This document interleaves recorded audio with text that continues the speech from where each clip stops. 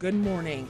A seemingly endless rash of gun violence in the United States has some people asking questions and others demanding action. We hear from those who are hurting,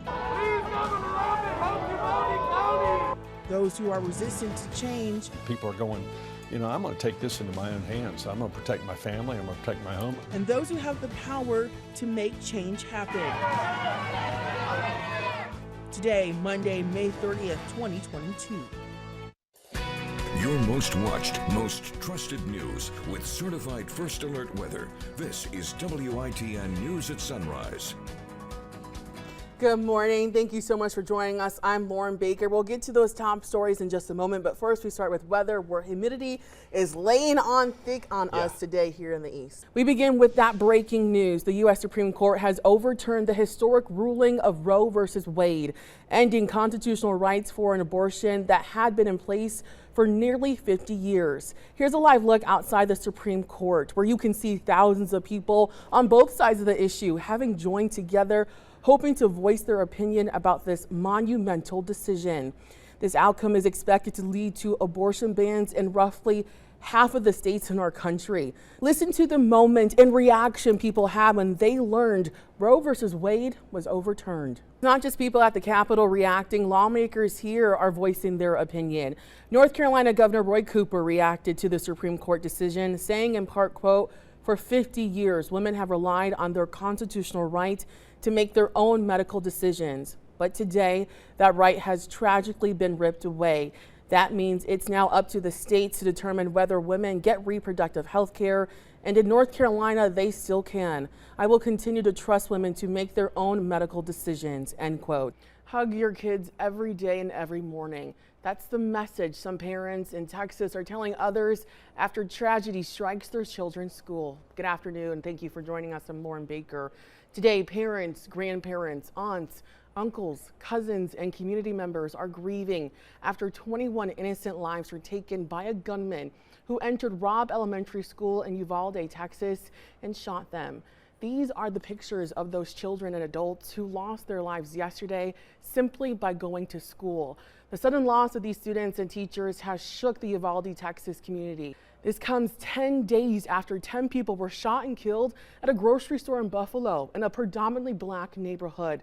Sadly, these shootings add to the growing list of mass shootings this year. The Gun Violence Archive reports there have been 213 mass shootings in the U.S. so far.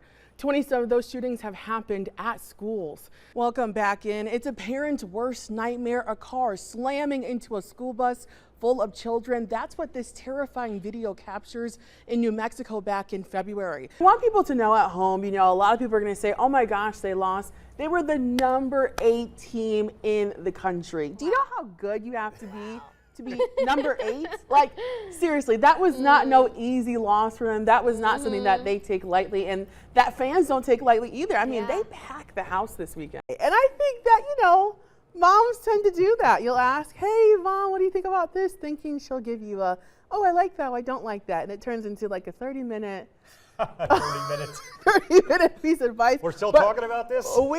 I appreciate it. It's just sometimes it's a yes or no. And I think when we think about flooding, we always think about homes and buildings being impacted, but drivers are impacted on a daily basis when there's flooding. So something like this is really going to help out those people there. Well, Derek, I have a quick question for you. Since you've been out there, how are the smoke and air conditions? Officials had told residents to be prepared for lingering smoke. Is that something people should still be on the lookout for? Today is Election Day 2022, and there are a number of races important to us here in Eastern Carolina. Throughout the day, we're bringing you comprehensive coverage of everything you need to know as the races develop on our website, on our news app, and right here on WITN News. Early voting wrapped up on Saturday, so only registered voters can vote in person today. Primary election day may be over, but we're getting more details on just how much money political groups are shelling out for candidates. On the Democratic side, it was a pro-Israel group called AIPAC that helped Valerie Foushee with $3.4 million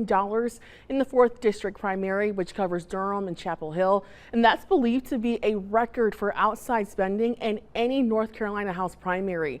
The group also helped Don Davis beat out Erica Smith right here in the East.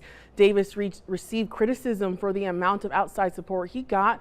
over $2.1 million.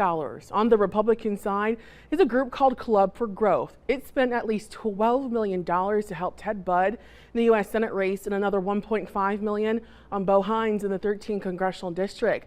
And that's where the money really stands out. Hines is only 26 years old, and he only recently moved into that district where other candidates have much deeper roots. And if you think groups like these are done spending, think again. North Carolina at one point had the most expensive Senate race in history back in 2020. Maynard Children's Hospital in Greenville has helped countless of families stay together, including one out of LaGrange. I had the chance to speak with that family about what they've gone through and why they're grateful for the hospital.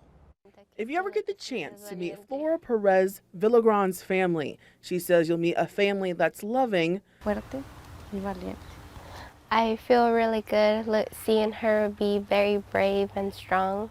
Fun. Since like the youngest one is 3, there's a lot of chaos with the little ones. And most importantly, close. It's been a lot of nights in the hospital, a lot of nights away from my family, and it's been hard just being away from them.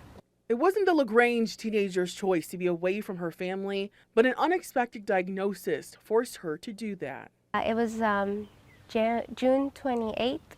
That morning I got up and I went completely to the ground because my legs didn't have any strength or sensation. Worried, her family drove her to the hospital where doctors would learn this wasn't just a case of weak knees, rather something called Ewing sarcoma, a cancerous tumor that was a mass blocking circulation to her legs and had fractured a bone in her spine. The next day they had to do a surgery that lasted around 7 hours. It was a very dangerous surgery in the beginning, and they told me that there was a possibility that I couldn't walk again. What was your reaction when you found out this was happening to your daughter? Scary. Con mucho miedo. She was very scared. Yeah. But surprisingly, Flora wasn't. She instead chose to be brave. I was just like, let's just get the surgery done and then we'll see how things go afterward. And things after turned out to be great. Much of the tumor was removed and she was able to learn how to walk again. But she says none of this would have happened if it wasn't for her family's support and the help of Maynard Children's Hospital. They have a lot of equipment that they provide to the Children's Hospital.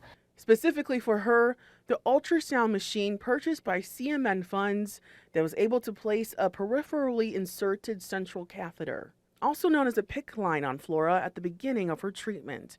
And while she still has to undergo more chemo to remove the remainder of the tumor, she says she's thankful the hospital was able to treat her and comfort her and her family during this hard time. We were close, but this situation has definitely made us more closer. Closer not only to each other, but also to a life filled with less hospital visits and more family time. Flora says she's in good condition and her treatments have moved to both inpatient and outpatient services.